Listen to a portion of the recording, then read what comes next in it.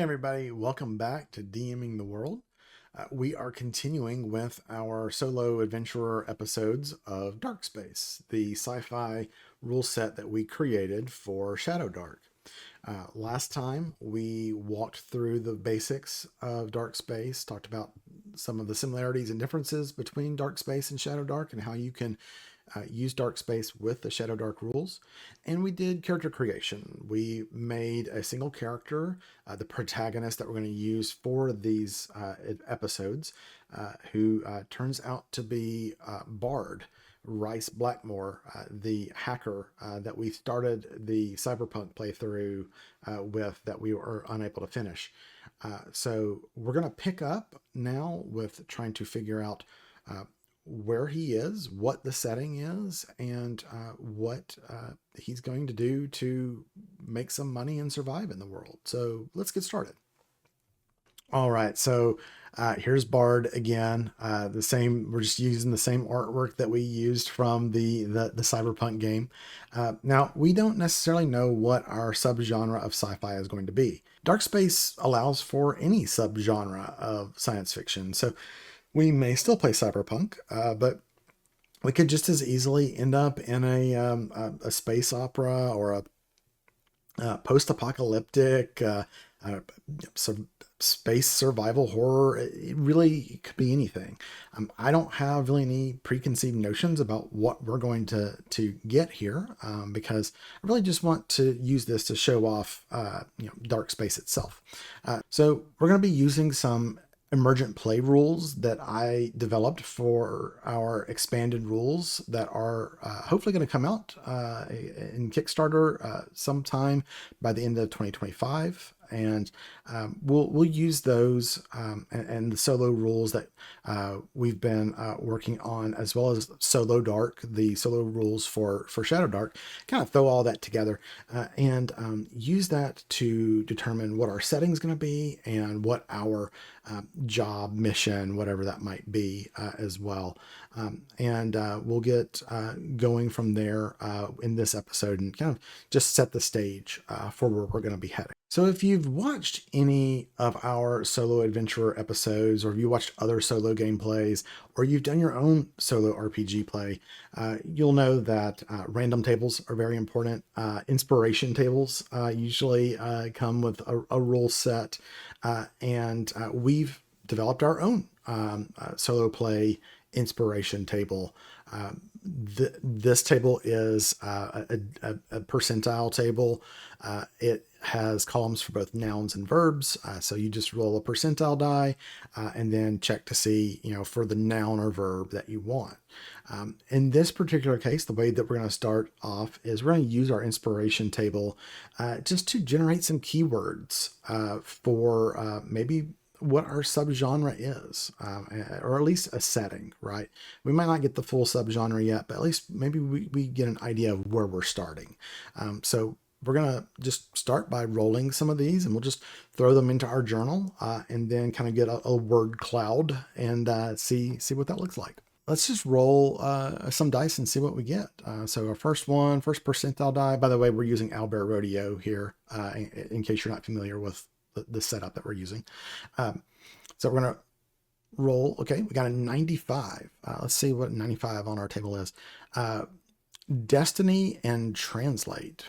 Okay, let's throw those into our journal here. Now, we're generating these keywords. We don't have to use all of these, by the way. We can, as we're starting to paint a picture, we can throw some of these out if they don't make sense. Really, just like I said, we're creating a word cloud to try to get an idea of where we're at. So let's roll. I'd say let's roll up 10 and see what we get with that. So that's our first two. 29 is shield generator and rescue. Okay. Shield generator rescue.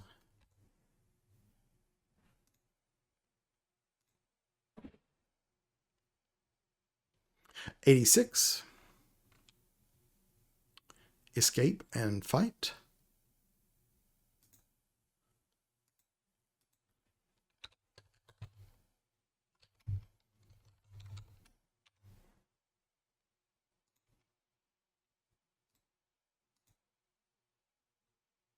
85, rescue travel.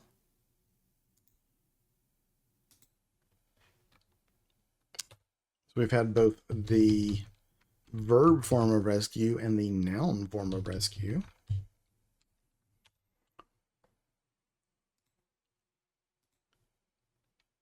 $99, legend and invent. Well, okay.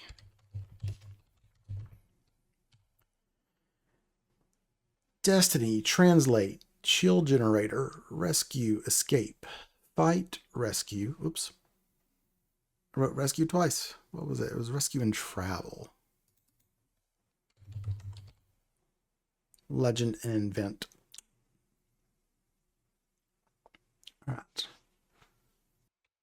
Well, we definitely have to start with rescue. Wherever else we go, we got rescue twice. So I feel like we need to work with that.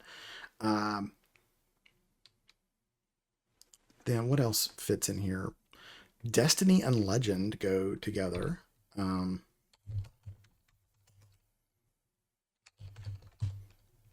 That to me sounds more like space opera, right?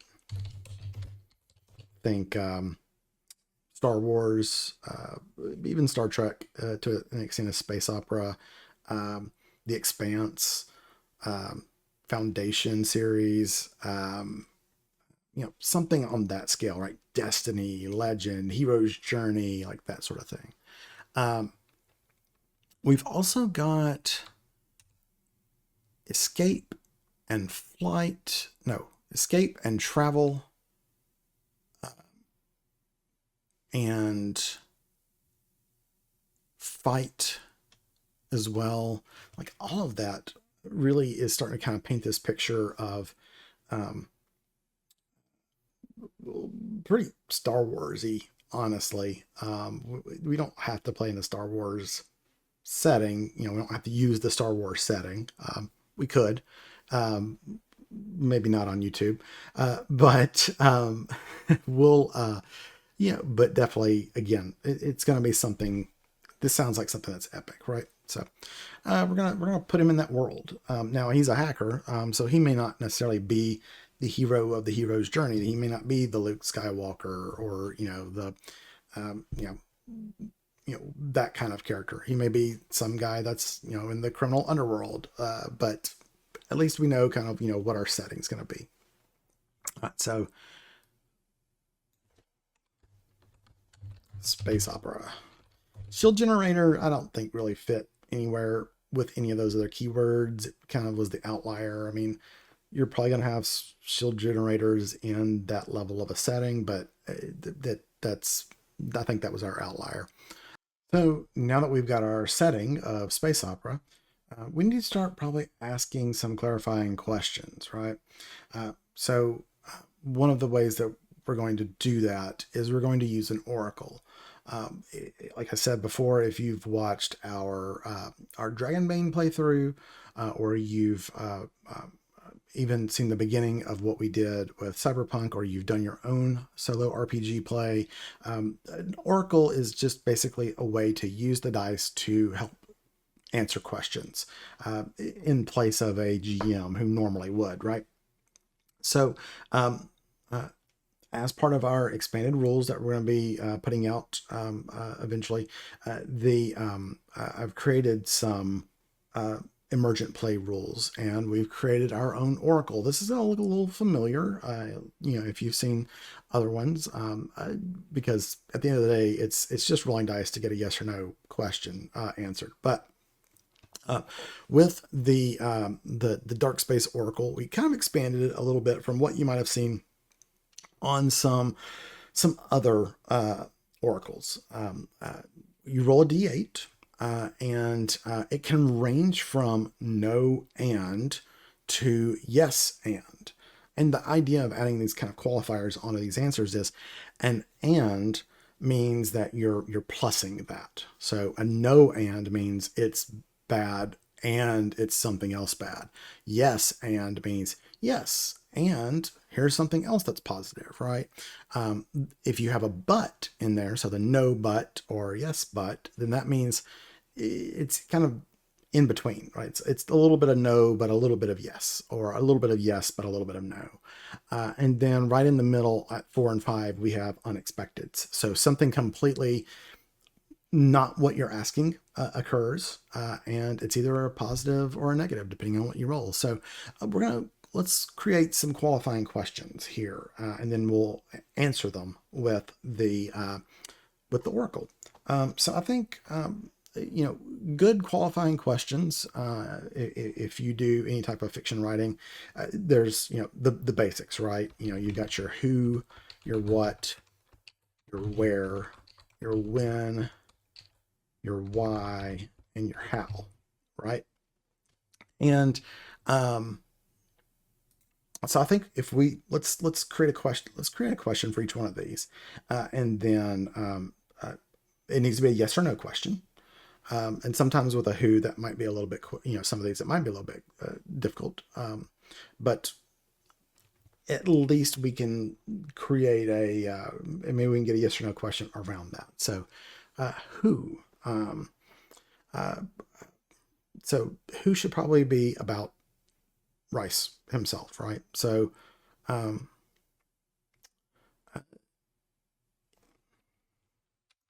what's a who question for him? Is he? I think the big question is he a criminal? Right? I mean, he's a hacker.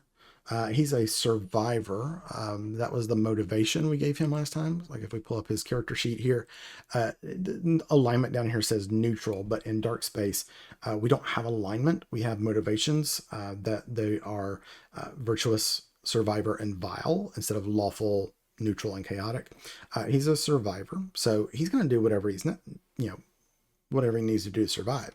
That doesn't necessarily mean he's vile, but is he a criminal? I think is a good place to start. Is he a criminal?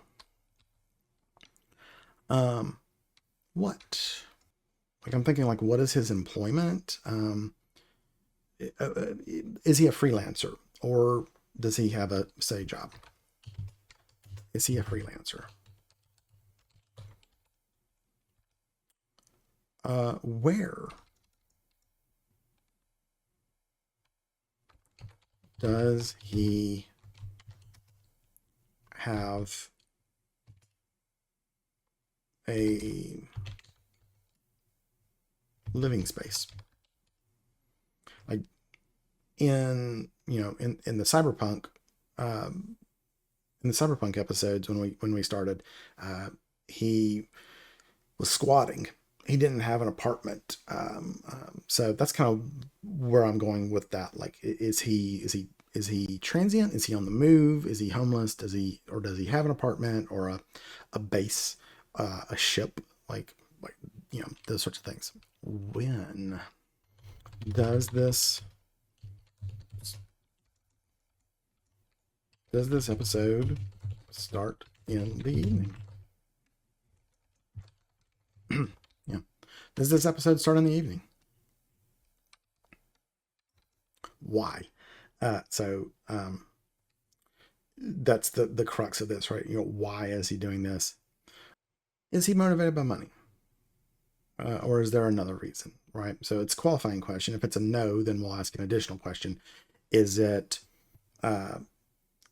duty? Is it due to a job? Is it vengeance? Is it what are the other like fiction motivations, right? We know he's a survivor, so it's got to be something along those lines. And how? How does he get this job? Does he have an employer? That can be like a fixer, a crime boss. It could be a lot of things, right? Okay, so we've got our questions here. We've got our oracle. All we need to do now is roll a die. So first one, is he a criminal?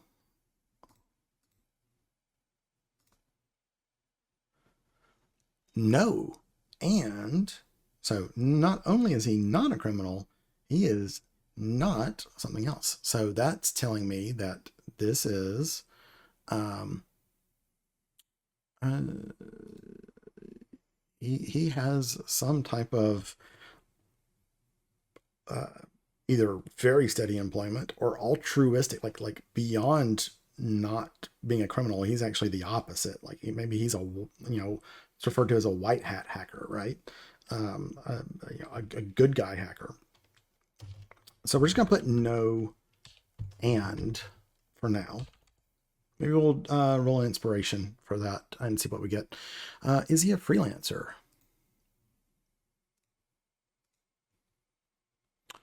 No, but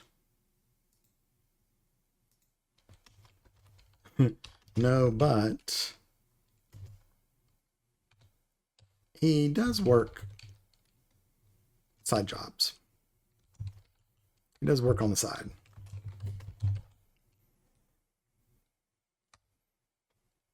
Does he have a living space?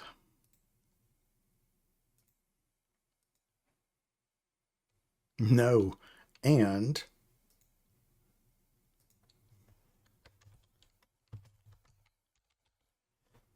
so not only does he not have a living space, he's like he has nowhere. He is on the move, it sounds like.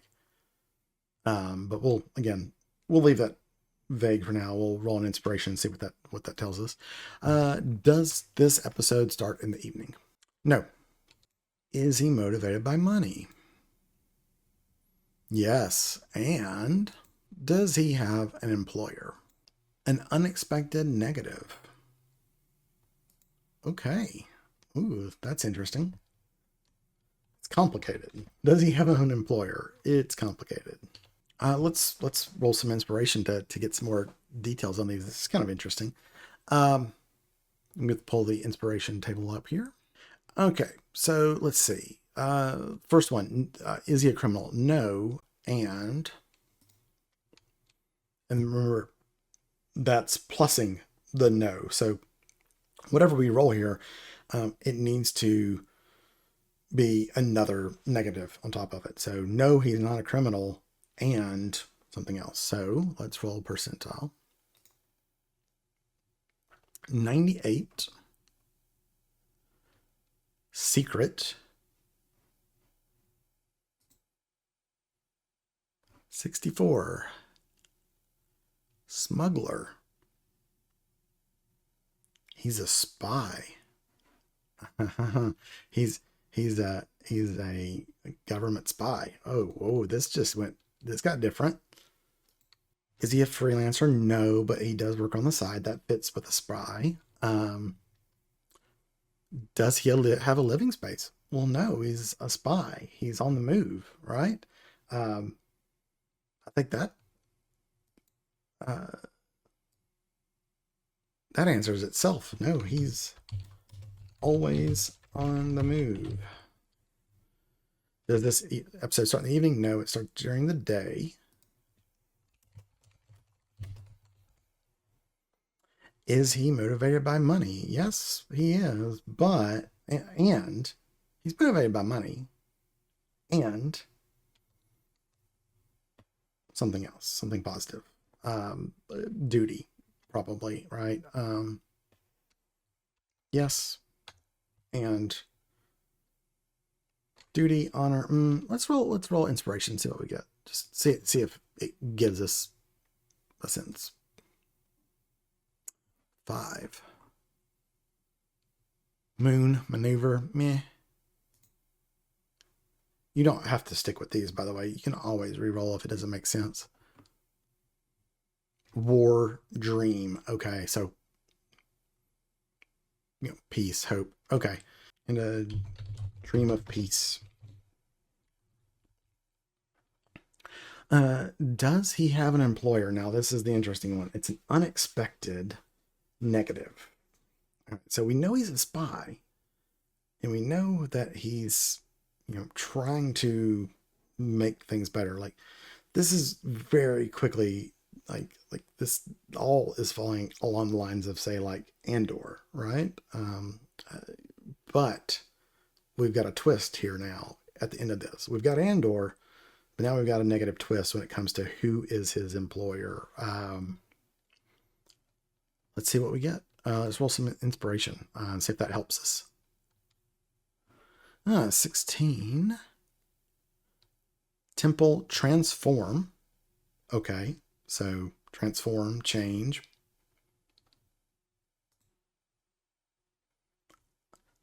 Starship beam.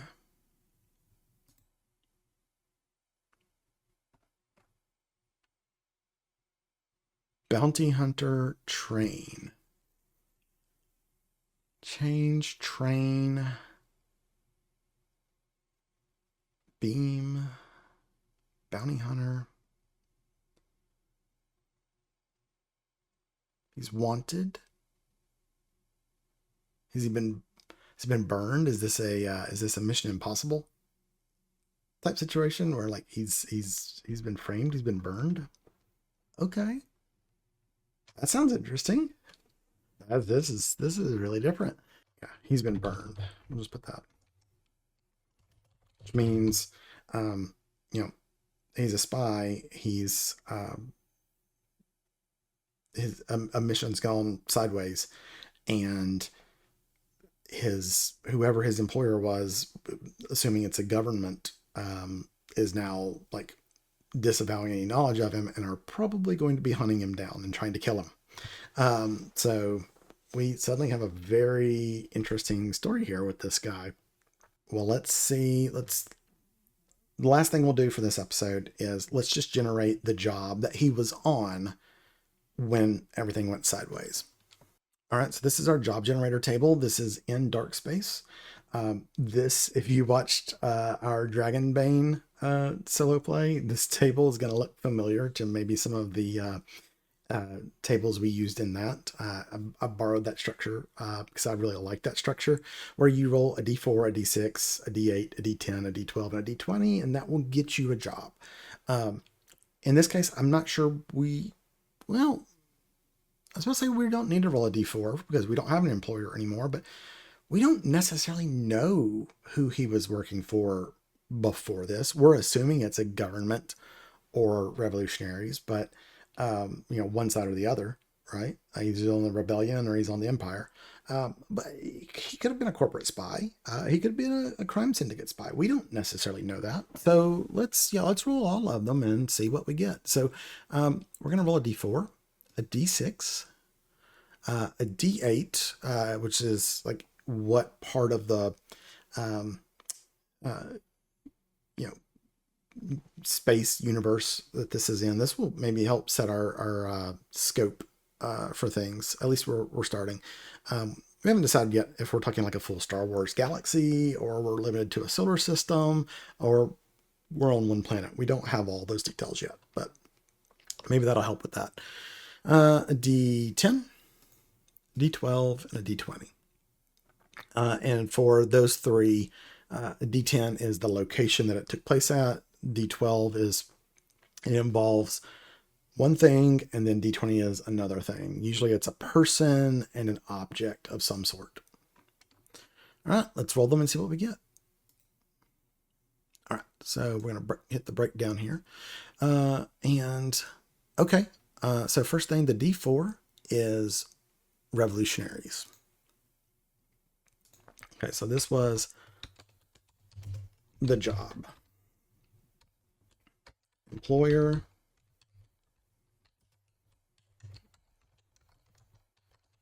revolutionaries, job,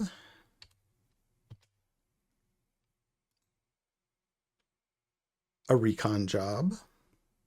It's it was a 5 on a d6, so it's a recon job. In the same for planets. This takes place just somewhere else on the planet from wherever his revolutionaries were. The location was a wreck or ruin. That's interesting. Involving a no, 5, a soldier and contraband substance. Oh, so he was smuggling. So let's put it all together. The employer, his employers were revolutionaries. They sent him on a recon job somewhere else on the planet to recon a wreck with a soldier and contraband. So maybe another revolutionary, maybe a smuggler that was moving a shipment. Maybe he was supposed to go find where it was, and something went sideways. Maybe he got captured, and now they've burned him. Maybe that's what's going on. He's been captured, and he's going to have to escape. Okay, so I think that's going to do it for the setup for our story. We now have a much better picture of what's going on here. This is a space opera setting. He is a spy for a revolutionary group of some sort. Uh, he was sent on a job to recon and discover where a contraband shipment went down, and in the process got captured. And now his group has burned, his revolutionary group has burned him. They're not going to rescue him. They're not going to avow any knowledge of him. So he is going to have to escape and figure out how to survive on his own, which that is his motivation, survivor, uh, with just very basic materials that he's got at his disposal. Uh, this is going to make for a very interesting story. I'm looking forward to it. I hope you guys are as well. I hope you come back for the next episode and we'll get involved with the story and see exactly where he starts and how far he gets and if he escapes. So we'll see you next time on The Solo Adventurer.